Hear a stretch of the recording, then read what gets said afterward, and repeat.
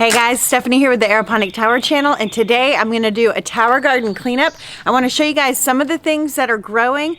We are at the end of May, so this is sort of a half tower garden tour for the end of May, and show you how I clean up my towers and what I do with all of the leaves and things that I clean up off the towers. So when you're managing your tower, sometimes you may have a leaf that gets too big and it starts to shade out another plant.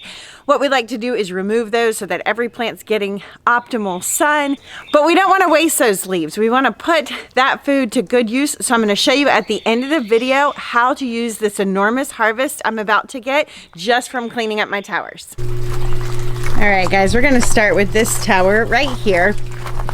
So you might hear some humming in the background. Hopefully you guys can hear that. That is a sign that my tanks are running low on water. So what'll happen is the pump will start to touch the sidewalls or the bottom and it'll vibrate. And so I know I need to go over, it sounds like it's this tower, and add some water. So that's on my chores today. But first I want to start here, and you can see there's just some debris. This green algae is totally normal. You're going to get that with hydroponics, and these are aeroponic towers, which is a form of hydroponics. And we just want to wipe that down. It's just nutrients that mix with sunlight. There is food that needs to be harvested on this tower, so we're going to harvest some food. I have an enormous amount of cucumbers starting to fruit, and I want to make sure that they have room to grow. These are dwarf cucumbers. I have a video called Epic Seed Haul. I'll link that below, where I talk about the varieties I choose. But things like this are going to get larger, so we want to make sure they're not going to shade out our beautiful cabbages. So let's just take a look around, talk about it, and then I'll show you how I clean this up. So here we have some dwarf cucumbers, like I mentioned, and some gorgeous green beans that are starting to bloom. More cucumbers. Above that, and just in case you're not familiar with tower gardens and how these work, this is a grow cage, and on a grow cage you're going to have 4 grow pots. There's also an extension kit called the baby extension kit. I'll show you in a bit. That's a little bit different, but we have 4 plants that are circulating. So if you have something in a grow port that's large and creating like an umbrella or a canopy, it's going to start to shade some of these plants below it. That's totally fine, because I can grow things like peas that don't like to be super hot underneath some of that shade canopy. And then I can also turn these towers. It's actually very easy to turn them. So now you can see that pea is getting a lot more sunlight just by me turning the tower. So this is how I garden. I come out here, I look at things. If I think this pea's a little bit smaller than it should be, then I go ahead and turn the tower and give it some more sunlight. I like to remove any leaves like this that aren't thriving, so that's part of the cleanup. This one right here looks old. It's a little brown. This is great chicken food. I'm not going to keep that one for our huge harvest, so I'm just going to start making little piles. I should have gotten a waste basket, but I'll go do that in a second. So if we continue around this one, we have more green beans just starting to fruit. This here is a fennel bulb. Fennel is great. Great for juicing, first off, and it's very fern-like in its foliage, so it doesn't block things. You can see it's kind of shooting out over this green bean. It's not going to hinder any growth of the green bean. It also grows vertical, so it grows straight up. So this fennel bulb is actually growing straight up into some of these other plants. At the top of this, it looks like a ton of food, because it is. Okay, and that's because the top of this has an extension kit on it, and it's called the Baby Greens Extension Kit. Just because it says baby greens, don't let it deceive you. These are not baby greens that I grow in here. This is a gorgeous, full-size, pretty much ready to be harvested Purple Lady Bok Choy. So I'm not ready to do any full plant harvesting today. I am going to take this leaf that I just broke though and add it to our cleanup harvest, which I'll show you guys what I'm going to do with that at the end of this video. So you can take your plants out and just pop them back in. We also have Chinese cabbage up here. We've got lettuce. We have Imoko cabbage that's huge. Lots and lots of kale greens. So many things growing on this tower. Let me go around here to the back and see what else we have. All right, on this back side. All right, guys, and hopefully you can see this because the lighting, you know, is super hard. But over here, we've got lots of winter cabbage, Chinese cabbage, bok choys, lettuce, just so much food. So when I said this is a grow cage with 4 grow ports, a grow cage in the baby greens section is going to have 16 grow ports. So in those 16, I have some romaine that's popping through, and that actually needs a little bit more space. So we're gonna clean that up.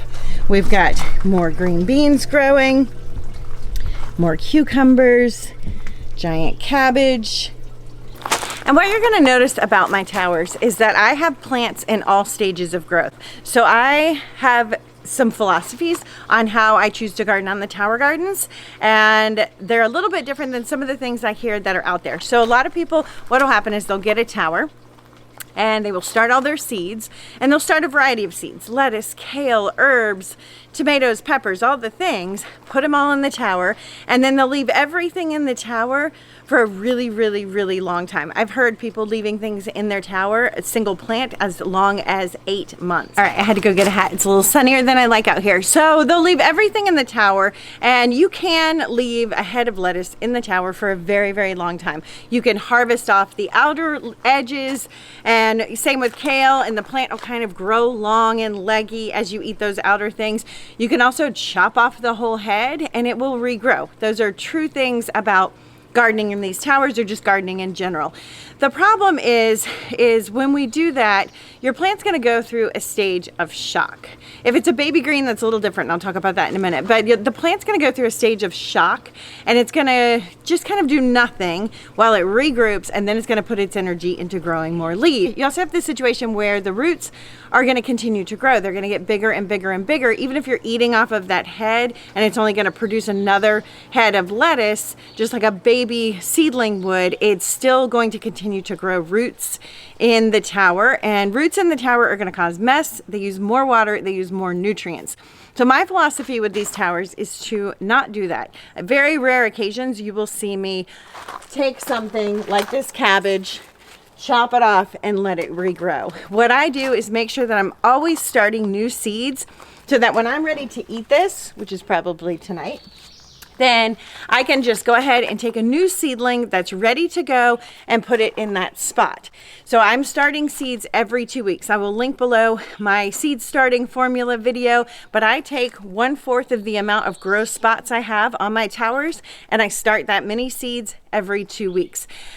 Some plants are perennial plants. A pepper plant, for example, is a perennial plant if it's kept in the right conditions, but that doesn't mean that making it a perennial plant or allowing it to be a perennial plant is the best practice for your tower or for getting the most food abundance. This is about replacing the grocery stores. This is about saving a ton of money. We have to make an initial investment into these. So we want to make sure the food that we're pulling out of them is fast, it's at its best flavor, because what can also happen is I can harvest this, or I can harvest some arugula, cut it, let it grow back, but as it grows back, it's going to get more bitter and it's going to get spicier. So your young, tender, new growth plants are going to have the most, are going to have the best flavor, which is what we want.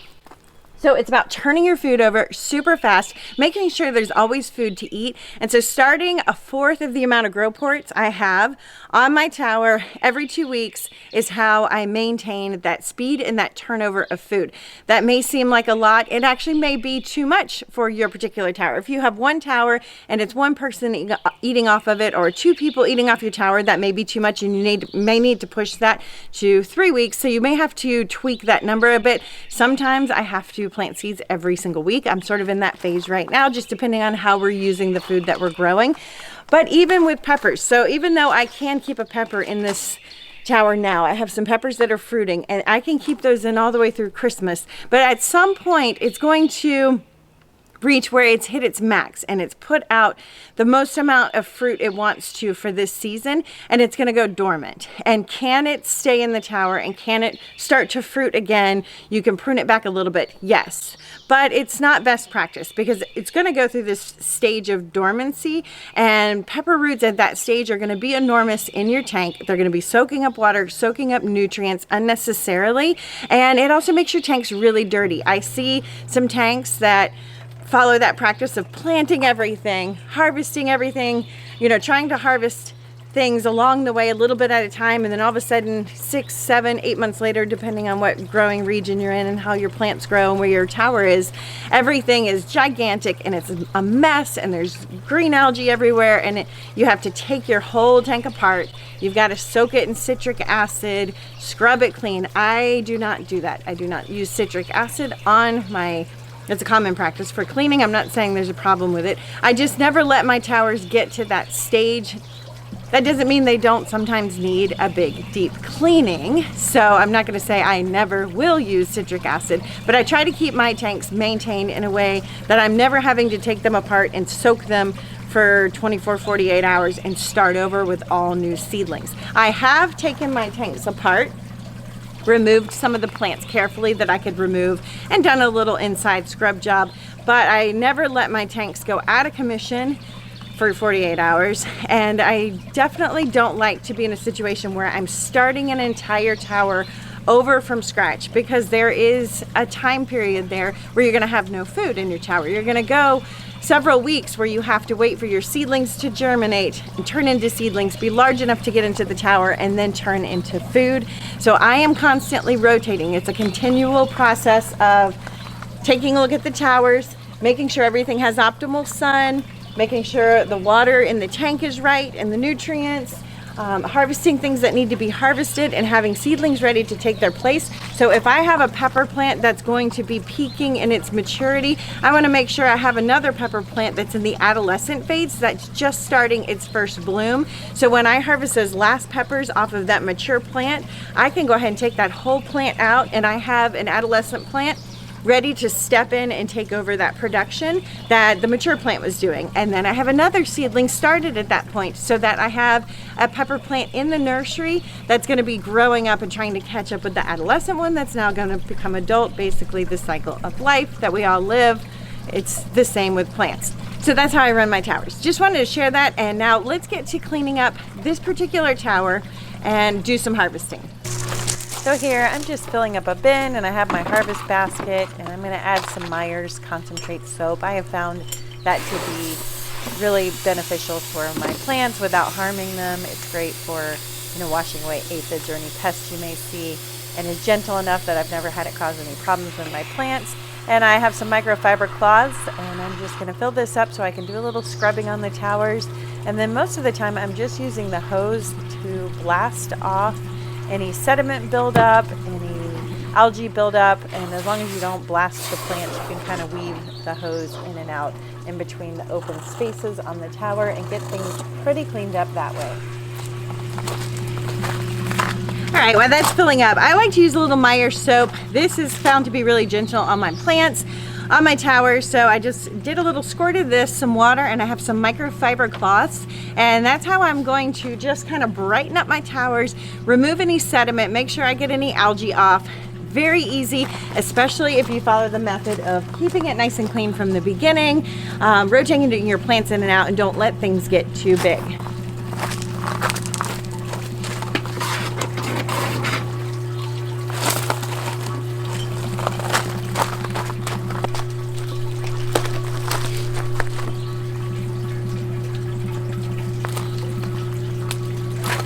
This right here is my Hori Hori knife. I love this for harvesting. I also have some shears. I will link these below. This is just all I need to garden on my towers.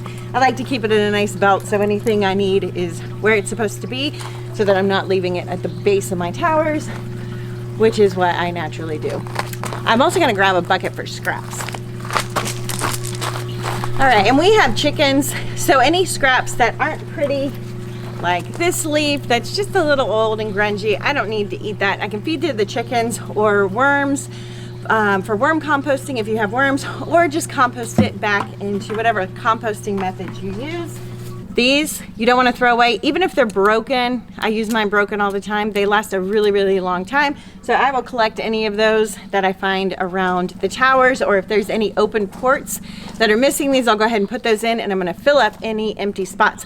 We want to keep our grow ports covered. So if you're harvesting a plant, sometimes I go a day or two, because I'll harvest, run in, cook dinner, and worry about it the next day. But you don't want to keep your grow ports open for a long period of time. For one, it lets sunlight into the tank. It can also add water from rain into the tank, which will dilute your solution.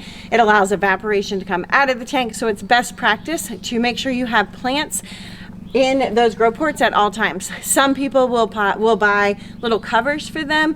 I don't do that because I think it's better to just grow as much food as possible and be mindful of how you plant things versus wasting that spot that can be growing some food. So here I'm just going around looking at each plant, taking off any bad leaves, harvesting any leaves that might be shading out other plants, kind of making sure there's no pests or anything going on. And this is how we garden on an aeroponic tower garden. It's just looking at things, trimming things back or moving them. A lot of times I'm just moving plants in a different space, just kind of moving the leaves over to offer sunlight to other things. And that's how we garden in these tower gardens. It's easy to see everything and to reach everything, which makes the work so easy. What I'm doing here is making sure that this fennel bulb is healthy and has enough space. It is. It's looking absolutely gorgeous. There's some larger plants behind it, so I'm just going to kind of reshape those. There's a little plant here. These are some kale greens. And there's some lettuce draping over that. This is actually some baby greens. I went camping with the children. These got way bigger than I anticipated. I'm gonna go ahead and harvest these. I could cut these and allow it to regrow like I mentioned, because it is baby greens and I haven't done that yet. But I have some other things I'm gonna grow in here, and I really wanna have some room to clean up my tower. So I'm gonna harvest this. Missed the basket. And then my rock wool can be composted. Rock wool is made out of woven lava, and there's some things on the internet where people are concerned that it's harmful. When they're talking about that, that's like if you were dealing with something like fiberglass and you're swimming in it. So if you were in a factory using rock wool full time, you would want to wear a mask and protective gloves, because it has little microfibers that can be irritating to your lungs and things. At the scale we're growing, this is not an issue. I actually feed these to my chickens. It's part of their grit.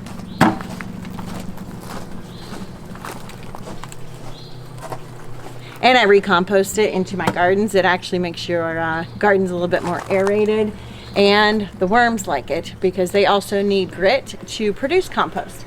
So what I'm doing is just pulling off any ugly leaves here. And what I see, all right, so what I'm seeing right here is that there is a baby romaine. I like to grow, or I call them baby romaine. It is a baby at this stage, but this is a mini romaine plant. I like to grow the minis because they don't take up a lot of space and they grow a lot faster than a standard romaine, but it's getting shaded out. So I'm gonna, instead of moving it, I could move it here. I'm just gonna harvest some of these greens. These greens don't need to be this big. These greens I'm growing specific for juicing and for soups and things.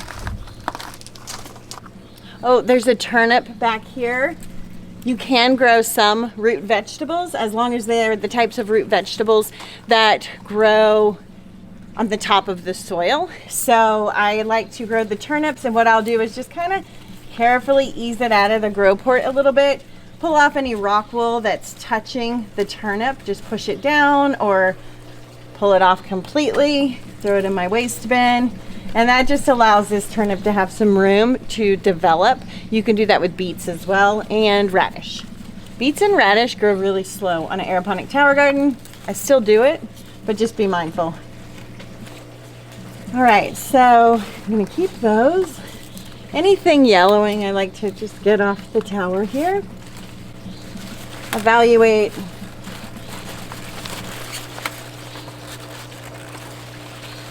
Okay, this is a kale plant. This is a bunch of kale that were supposed to be baby greens that I ignored.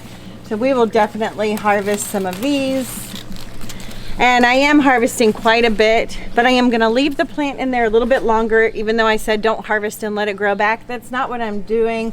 I'm just gonna give it another week or two because I don't have a lot of new starts right now, and I wanna make sure that that spot is being utilized to the best of its ability. So until I have something ready to take its place, or I make sure I go through all my seedlings and there is something, I'm just gonna leave it there because there's still tons of vegetables growing here.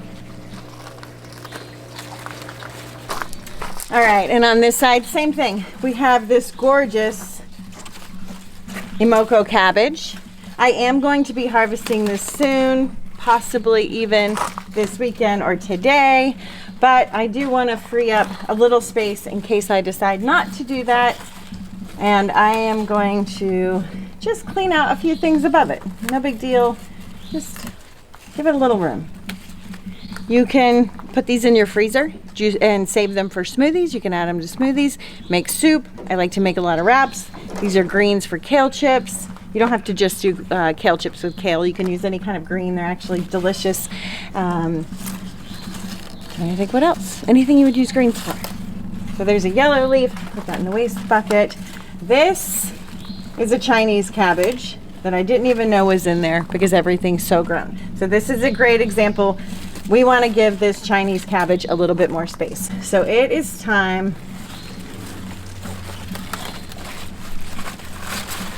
to harvest this whole thing. I said I wasn't going to harvest the whole thing. I was going to wait, but now that I realize there's a Chinese cabbage under it, that is for sure going to get harvested. All right, and then I'm going to clean up some of these extra kale off of there. All right, and you can see, well, maybe you can see. Let me see if you can see. Here's that head of cabbage that's been kind of jumbled up, still gorgeous. So I have a couple options there. I can harvest it and just be okay with that it's not at its optimal size, or I freed up some space and we can just wait and see what happens. Right now I'm gonna wait and see what happens because I don't need any cabbage because I wanna eat this bottom one first. All right, so I just take microfiber cloth. I actually paused this video to go do it live on Facebook and I don't know where I left off. But I'm just gonna clean up any spots here that need cleaning, give them a little scrub. I actually blast this with the hose too, and I'll do that.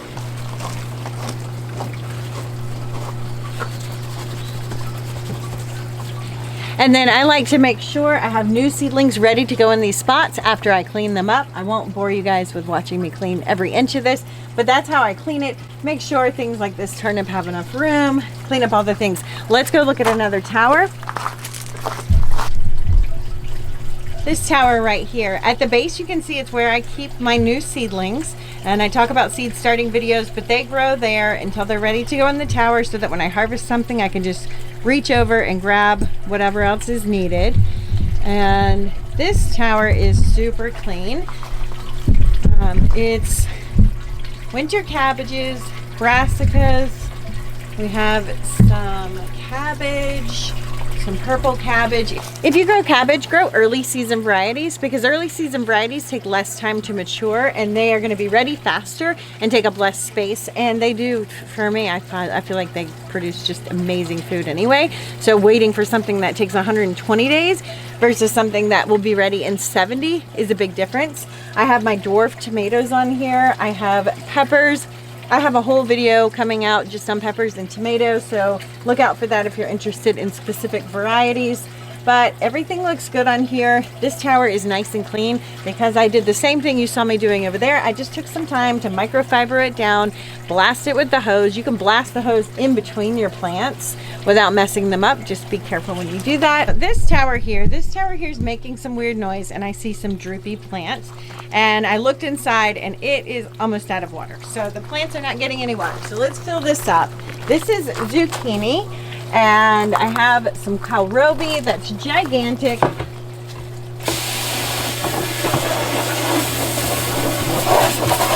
just gonna run the hose on that.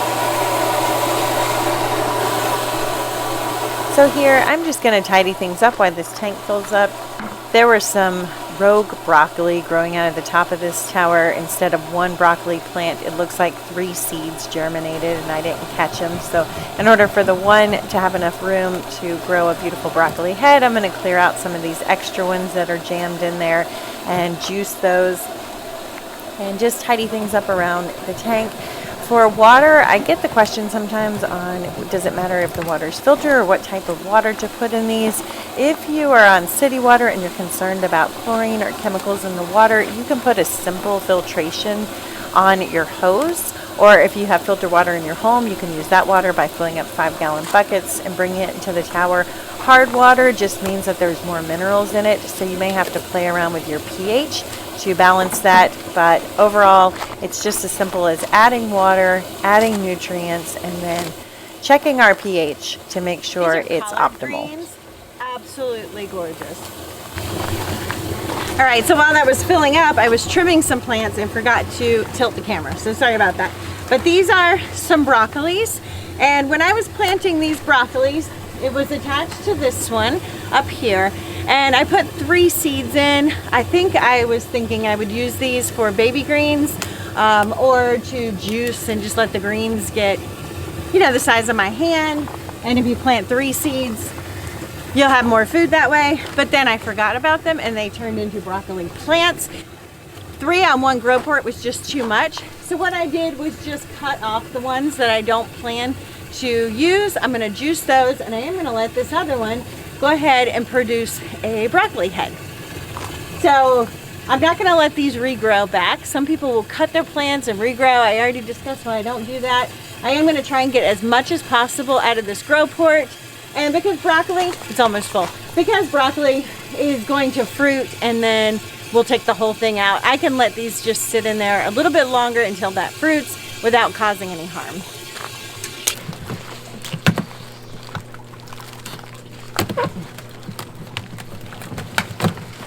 All right. So I'm just taking off any bad leaves. The other reason I want to get those extra broccoli off is this tank, I don't want it to use so much water. I'm just harvesting a lot of these collards, again for the same reason. These are huge. I'm going to cook up some collard greens.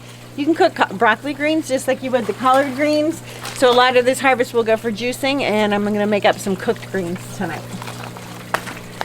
Now the reason I'm not harvesting this whole collard green plant, which I could do, and I'm not leaving a whole lot of it, it's because I don't have another one that's this size ready to take its place, and I'm gonna have so many greens after this harvest. So that's where you have to evaluate. Do you want to have some more collard greens for a couple of weeks for doing collard wraps?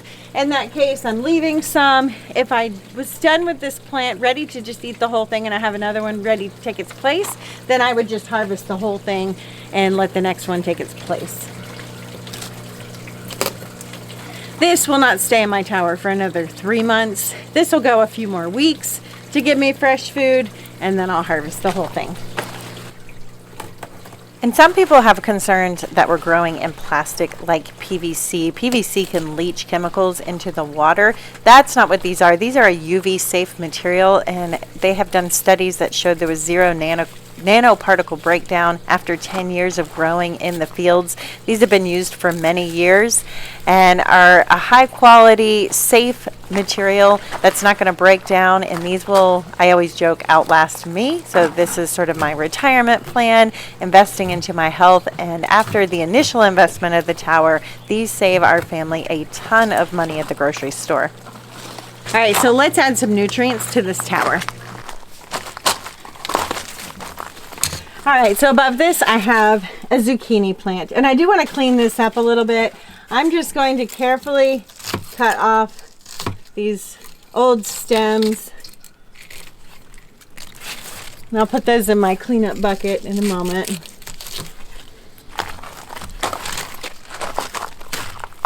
And what I'm doing is I'm thinning out this zucchini plant. I start zucchini plant seeds every month because zucchinis are prone to pests and powdery mildew. I have some amazing tips for powdery mildew I'm going to share on another video that I've actually found is eradicating it, which is amazing. People will grow zucchini vertically, and you can totally do that, and you can grow it straight down in the ground too.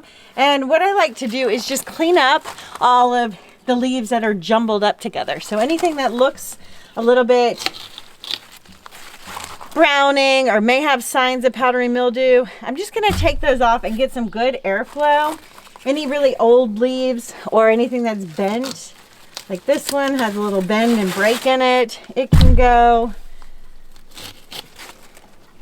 My zucchini is not going to care. It's still getting plenty of sun, and actually this is going to clean things up so it has a better chance of surviving. So any branches that are touching, any leaves, excuse me, those are going to go. This one down here. And I feel like that's a good base. None of the leaves are touching. I got rid of all of the icky things. There is a pepper plant over here behind this. So I'm going to pull him out. I can tell he's getting a little bit agitated by this zucchini plant. So what we can do in that case is just try to manipulate our plants a little bit. You can take some twine and you could tie this to your tower if you wanted, if you want it to go in a different place. I don't feel I need to do that quite yet. I just need to get this pepper plant to lean the other direction like that. And now it seems fine. I will cut off one more leaf here too. There we go. So now my pepper plant and my zucchini are happy.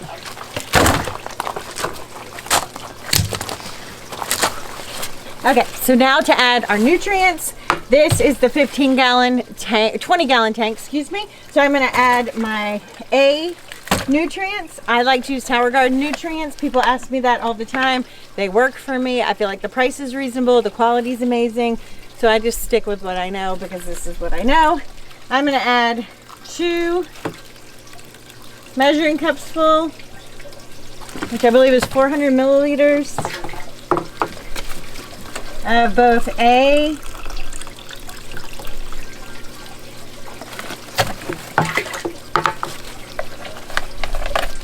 and then the B.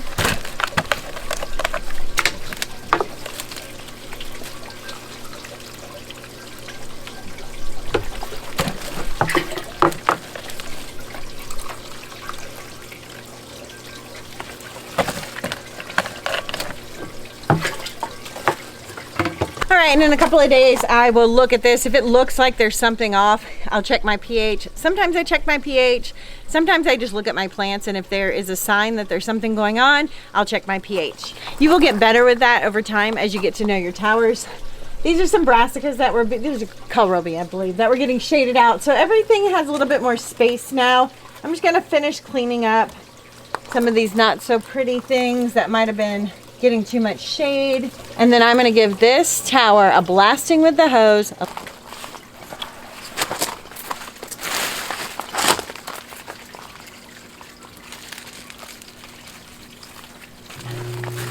And the cool thing, guys, is this is as dirty as I'm going to get cleaning my towers. If I was gardening, covered in dirt, sweat, all the things. That is why I love growing food so much this way. I can grow so much abundance, and I'm just not sacrificing my physical health to do it, and I'm not having to sacrifice my day to do it. I can do other things today because this doesn't take very long. I often get the question on if you can only grow greens on an aeroponic tower garden, and the answer is no. I've showed you guys today some zucchini. You can also grow peppers, squash, pretty much anything except for deep root vegetables that grow under the ground and or bushes and things. I will blast in between. You just want to be careful not to totally torture your plants. You're not going to kill them unless you're blasting right on the plant, but be mindful and be careful. Gorgeous pepper here, producing this super unique pepper. I don't remember the name of it. I'll find it for you guys.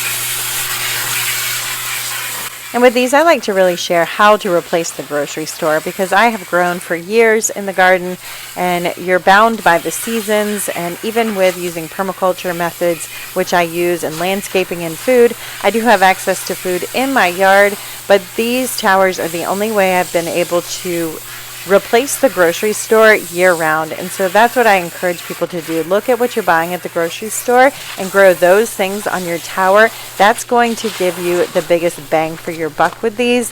Get good at growing the things you love and replacing the things that you're consistently buying at the grocery store.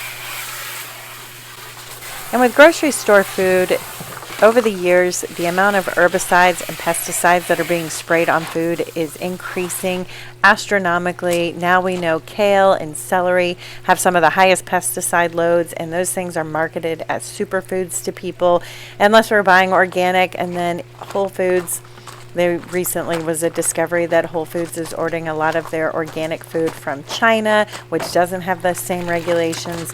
So this allows us to grow our own food, harvest it at its freshest peak, and we know what's in and on our food. So I call this better than organic. Here I'm just taking my microfiber and scrubbing things down, making the last step at getting this all tidy and clean.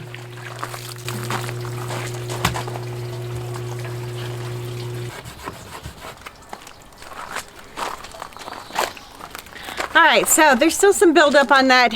The more you do this and the more you stay on top of it, the cleaner your towers are gonna be. So this is the abundance of cleaning up just 2 of my towers. This is easily 5 pounds, I would say. It's so heavy, it's surprisingly heavy. And I have 3 different things I'm gonna make with this. I'm gonna turn some of the cabbages into stir fry.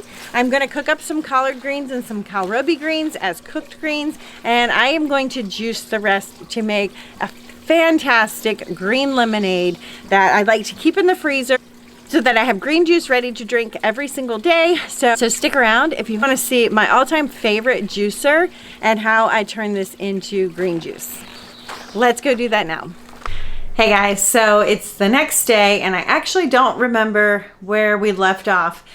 We started cleaning the towers, and by cleaning them, just wiping them down and harvesting any leaves that were shading out other plants, checking on all the plants. I ended up cleaning up, I think 2 on the videos I recorded, and then went back out and cleaned up a 3rd tower. Not completely, but a little bit. So let me show you guys the harvest from the 2, I think I remember correctly from recording this yesterday, that we did 2 towers together, and then the 3rd tower was harvesting some arugula. Some of it had gone to seed, meaning it started to produce a flower that'll then turn into seed pods. I just juice those when that happens. And then there was a bunch of arugula that was getting a little bit too big and would likely go to seed very soon. So I harvested that. I'm gonna make some arugula pesto with the arugula, probably some pizzas later tonight and put arugula on those. And we have a ton of greens. So this is the harvest from yesterday. I believe when I originally picked it up, I said it was about 5 pounds. It's definitely more than 5 pounds now. So let's just start tackling this. I'm going to show you guys into my cabin kitchen. I've been hesitant to do this. I get a lot of requests, especially over on Facebook, for recipes on how you use all of this food. But we do live in a very tiny cabin. It's rainy. Thankfully, this camera shows a lot of light, but it is pretty dark in here. So let me see if I can figure out how to show you guys my juicing setup and walk you through how we're gonna process a lot of this food. This is an enormous amount of food, and this was just from cleaning up my towers and removing leaves that were shading out other plants. And one of the reasons I get a little self-conscious filming in here is it's orange. It's a log cabin. Everything's gonna look orange. There's no light kit that can make that better. So let's head on over to my juicer. I'm gonna share a link below to this juicer. I have been juicing for over 10 years. So I've gone through, this is my 5th juicer, and I found I have to replace them every few years. I have had 2 Brevilles, I've had a Huron, I've had a Green Star, and then this is my new Kuvings. The Kuvings right now is my all-time favorite because it's just saving me an enormous amount of time. And there's new technology coming out every year, so these juicers have gotten so good. I like to use a masticating juicer, meaning it's chewing the food up like your mouth would instead of a centrifugal juicer, which is one where you can drop the fruit in and it spins it super fast and makes juice. So typically with a centrifugal juicer, hopefully I'm saying that right, you can throw in the whole apple and you don't have to chop anything up. They've got big feed chutes. And then traditionally over the last few years, or for many, many years. If you wanted a masticating juicer, you had to cut your food up. It's slower. This new juicer has combined the convenience of putting the whole fruit in, but also being a masticating juicer. So let's head over to the juicer and I will show you guys what I'm talking about. All right, so here I have my Kuvings. This is a Kuvings Revo 830, and this has the flip top where you can put your fruit in. It has this French chute. This is the newest portion of this one. So if you do a lot of carrots or celery, you can feed your celery and carrots and things through that. And that's it. It's pretty simple. What it's doing is chopping up the food and then juicing it. I have found with this juicer, doing a lot of greens, there isn't an open chute to put a ton of greens in. You have this small chute or you have this flip top, so you can't really feed them in there. There's a little hole in the top here, but that doesn't work either. So what I have to do is feed them through the side chute when I have like long things, or I have to just kind of fold them up into a ball and stick them in the chute. So I like to drink a green juice every single day, but I do not have time or I have a desire to juice every day. So what I do is I do big batch juicing. We're going to be filling up this and probably a couple of containers, and then I pour them into glass jars or reusable bottles that I have, and I store them in the freezer, and that way anytime I'm ready for a green juice I can just take it right out of the freezer. I've read up on it a ton. Some people say you have to drink fresh. Seems like all the enzymes and nutrients are preserved if you put it into the freezer immediately. I actually think they taste better coming out of the freezer too, probably just in my head, but I like them like a slushy. So good. And I do not get very adventurous with my green juice. I like to do apple, ginger, lemon with the peels, and greens. When cucumber season comes in, I will juice cucumbers, which helps to dilute some of these down so you can add more greens and use less sweet things. But I don't have any cucumbers right now, and organic cucumbers at the grocery store can be almost $2 a cucumber, so I'm not even going to bother with that. We're just going to stick with the apples that I can buy in bulk.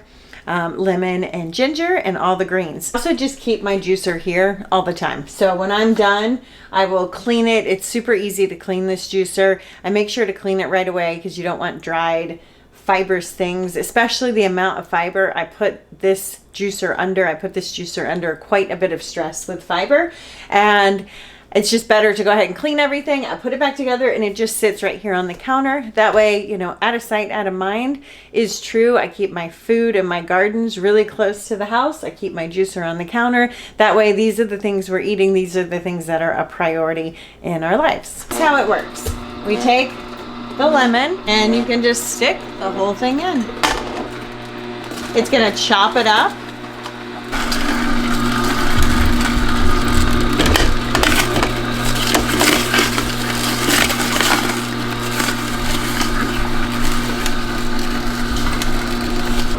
All right, and then we just continue to repeat this process until we've gotten through all of this food. You can do it too. Just put the stems in, and those will self-feed. And then I will take my bunch of greens and stick them in the top. I'm gonna go ahead and add my ginger. I'm doing a lot of juice, so I'll probably do double this amount of ginger. That's just preference. My drinks are pretty strong. People comment they can smell them when they're walking behind me or walking near me, so you might want to tame them down if you're trying to follow a recipe. I'm terrible with recipes. I just sort of do it and then taste it in the end, because you never know. Apples can be super sweet. They can be very unsweet. I have some green apples, which changes things a bit. Oh, we need to open this. I'm about to overflow it. I'm talking so much. Look how good that looks. That's seriously delicious. It smells so good. I also forgot, I like to keep this under here just to make it a little bit smoother, because I am doing the lemon, and the lemon can cause it to get a little bit of that lemony buildup. No big deal that I didn't do it the first round. I'm not going to go back and do it because it still tastes great. But just to make it a little bit smoother, I do like to keep a strainer on here and a spoon in case that gets jammed up. So we're just going to keep juicing. I also get the question about, is it safe to juice apples? with the seeds because of some information about there being arsenic in the seeds. There's two philosophies to that. There's a book called World Without Cancer that talks about B17. I lean towards believing that. I actually don't lean towards believing that. I believe that. So I juice my apples, stem, seeds, and all.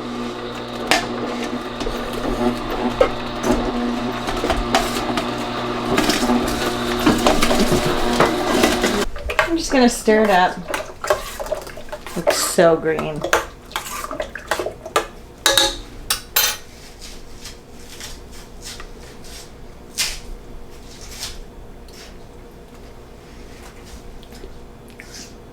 Oh, it's good.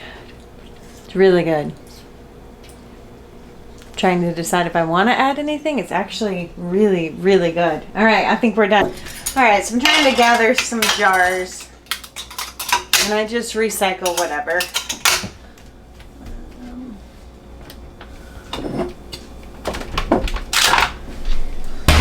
And it always amazes me. I'll think I have so much juice, and then I'll go to fill these up, and it's never as much as I think.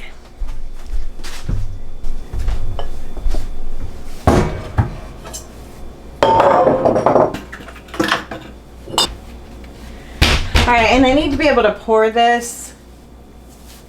So this is where it can get a little messy. This has a pour. So let's take that. Look at how green. I'm gonna risk dripping this on the floor, but look how green this is. So crazy. That is so rich. You want to leave about 1.5 inches, 2 inches. Yes, I am spilling it on the floor. You want to leave about 1 inch to 2 inches to the top because I'm going to freeze these. I've never had a glass jar break on me. Never. And I've been doing this for a really, really long time.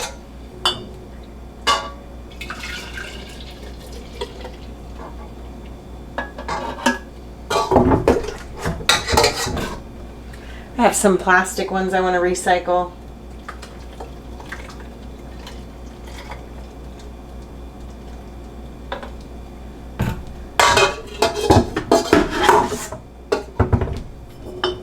An old kombucha bottle.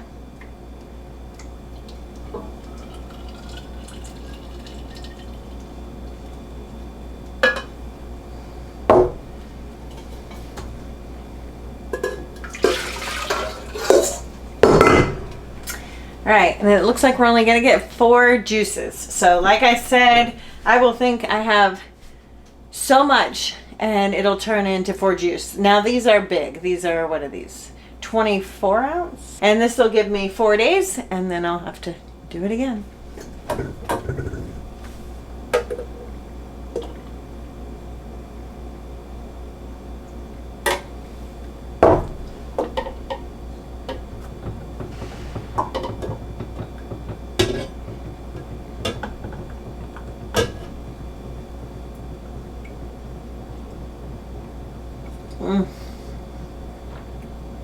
It's so good.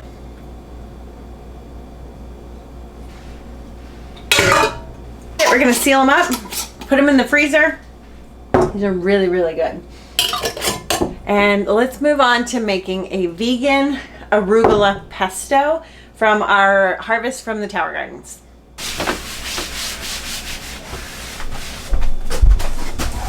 All right, so this is all the pulp that came out of there. Oh, this smells super potent. Really good, just really potent. So this, you can do a couple of things with your waste. And there's a lot of people that say, why wouldn't you just do smoothies instead of green juice? Because of the fiber. Fiber is good for us. And reason being, there is no way I could add that many greens to a smoothie. So it's how I get my green nutrition in every single day. It's also a healing modality. So when you can turn off digestion, this we have to digest. If we can get the nutrients into our body without having to do that, they go right into the cells. So I just look at it as a form of like vitamins. They're also really good, and I just love green juice. So that's the way I gauge how I eat too. My body's craving it, probably something that's good for me. But you can do a couple of things with this. Some people freeze it and add it into soups and things. I like to just feed it to my chickens because I have children who eat eggs. And so this is going to go straight to the chickens. We could also put it on a dehydrator and turn it into a green powder that you can then add into your smoothies, so you can add extra nutrition and extra vitamins and things to your smoothies. It hasn't been heated up because of the type of juicer we use. So it still has lots of nutrition in it, lots of fiber. But this is going to go to the chickens, and I'm going to show you guys how I'm going to whip up some arugula pesto.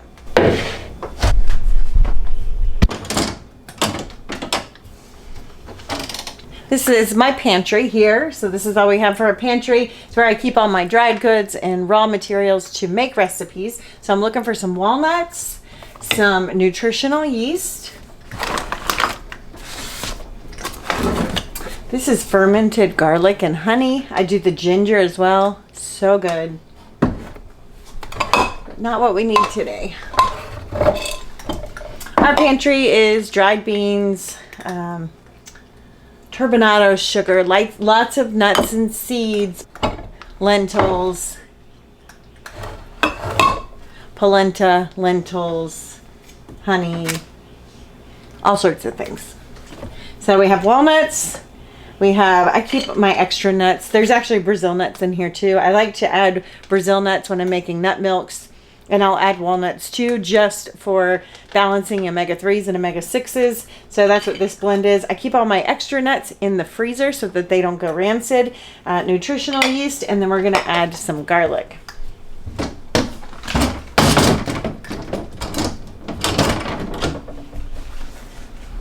All right, guys, and hopefully it's not too dark in here. Super dark, gloomy day. All right, so this is arugula from the towers. This is arugula that was getting a little bit bigger than I like to eat the leaves. No big deal. We can turn it into a pesto. You can freeze it for smoothies. You can juice it. All sorts of things. I'm going to turn this into a pesto. This is going to be a vegan pesto. You could make this just like you would basil pesto with Parmesan cheese, or however you make your pesto. You can do it with arugula, and it just has an amazing flavor. But for a vegan pesto, all we're going to use is garlic, walnuts. I like to add a Brazil nut just to balance and add selenium into our diet. Nutritional yeast. I need some salt and some oil. I like to put this on pizza crust and make vegan pizzas with an arugula base instead of a tomato base. You can make zoodles, where you make noodles out of zucchini, and I have lots of zucchini that's going to be ready to harvest probably this week, so I can put some on that and have like a zoodle pesto dinner, which is so delicious. So I'm just peeling my garlic. I mentioned before I like my food pretty strong, my raw food. You can Google a vegan recipe for pesto and just kind of modify it. I know I'm not very helpful with recipes, but this is just how I prepare food. So we're just going to add I'm going to add 4 garlic cloves because there's a lot of greens to start. And food always tastes different. So you can follow a recipe and it can be amazing based on the basil being amazing that week, or the garlic just being super special that week, and then you can try it again and it tastes a little different because the greens are different. They had different nutrients. Garlic, definitely buy garlic organic. Most garlic comes from China and is soaked in chemicals. So organic garlic is very important. I'm trying to grow a year's supply of garlic just in a raised bed. All right, let's add some walnuts. I'm going to add more walnuts at the end so that it's a little bit gritty like a real pesto would be, because we don't have Parmesan cheese in this. It's not going to have that super gritty. I don't know if gritty is the right word. It's not going to have that texture you get with Parmesan cheese, with a pesto that has Parmesan in it. But you can add walnuts towards the end and give it a little bit more texture. Lots of nutritional yeast. And some good quality olive oil.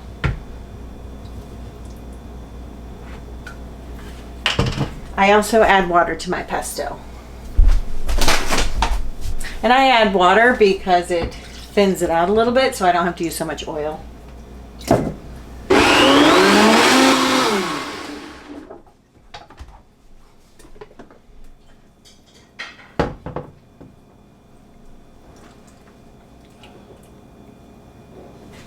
So good. All right, so it's super watery. I added way too much water because I didn't have a plunger, but I held back greens, so it's totally fine. So if that happens, you just want to build it back up.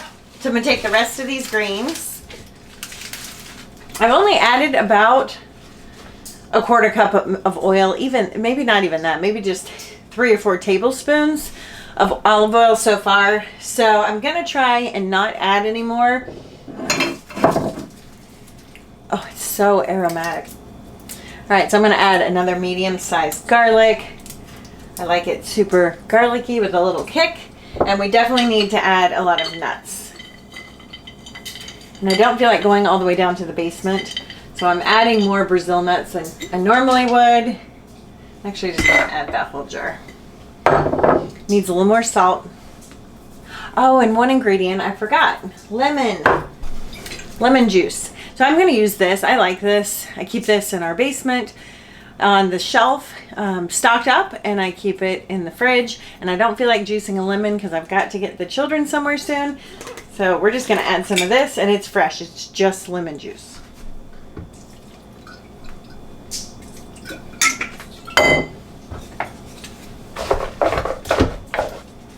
A little bit more nutritional yeast. And let's twirl this up and see what it tastes like. I'm going to go on a lower speed now because I want to start getting that texture from the nuts. All right, it's still pretty thin, but I actually think that might be a good thing because I want to be able to use a ton of this without having too many calories. So if you make a traditional pesto can be super, super high in calories because you're adding so much oil to a pesto.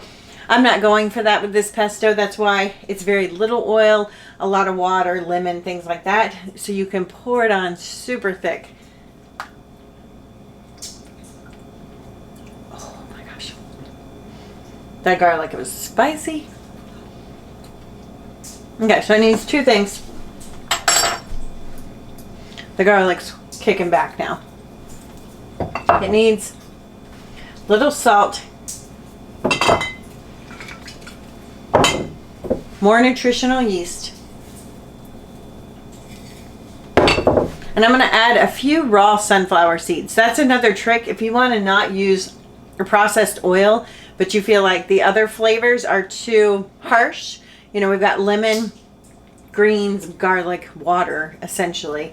This is going to make it creamy and cheesy, but those others are kind of overpowering, and that's why there's a lot of olive oil or a lot of oil in pestos, because that's like the driving ingredient with it, with cheese and oil. And we're not doing that, but the greens, lemon, water, they're just a little too heavy right now, so I'm going to add in some raw sunflower seeds. And if you're allergic to nuts, you could replace all of this with seeds. Let's do not that many. A little bit more nutritional yeast.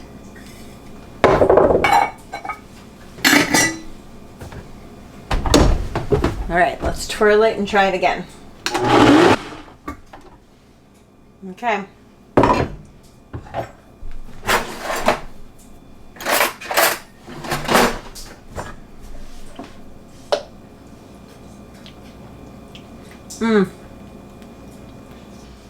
And it's absolutely perfect now. It's very aromatic. It's not like a basil pesto that's heavy in oils and cheeses. Just know that.